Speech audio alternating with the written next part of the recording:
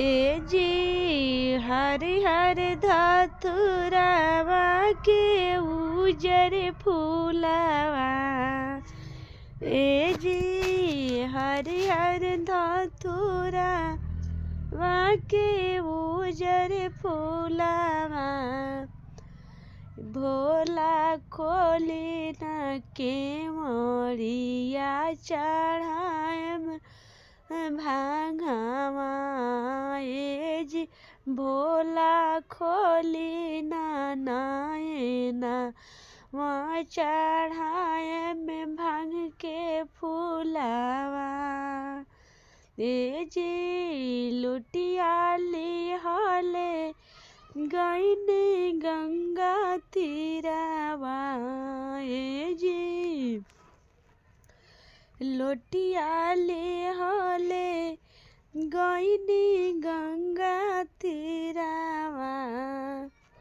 तो जलवा भरत भइले देरवा।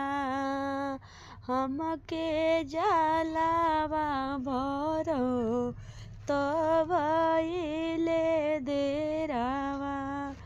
ए भोला खोली ना के मोरिया चढ़ाई जलवा। ए भोला खोली ना के मोरिया चढ़ाई जलवा। तब जलवा भरे में होई गईले देरवा। जलवा भरे में होई गईले देरवा। भोला खोली ना नयनवा हम चढ़ाई जलवा।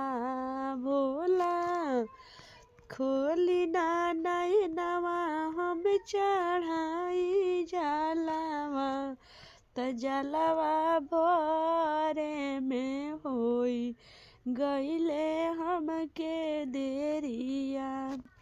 ए जी फूल लोर गईनी हम मोलिया बगिया।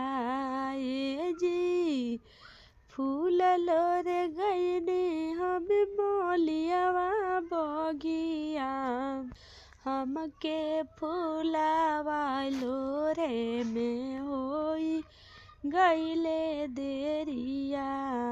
हमके फूलावा लोरे में होई गईले देरिया। ए भोला खोली ना के मोरिया हम चढ़ाई फूलावा। ए भोला खोली ना के मोरिया हम चढ़ाई फूलावा। त देखी फूलावा लोरे में हमके भइले देरिया। ए भोला बोलाला चुचुहिया होई गईले भोरावा। ए भोला खोली ना नयनवा हम चढ़ाएम जलवा। ए भोला खोली ना नयनवा हम चढ़ाई जलवा। ए भोल हरिहर धतुरवा के उजर फूलवा। हरिहर कनई लिके पियर फूलवा। हरिहर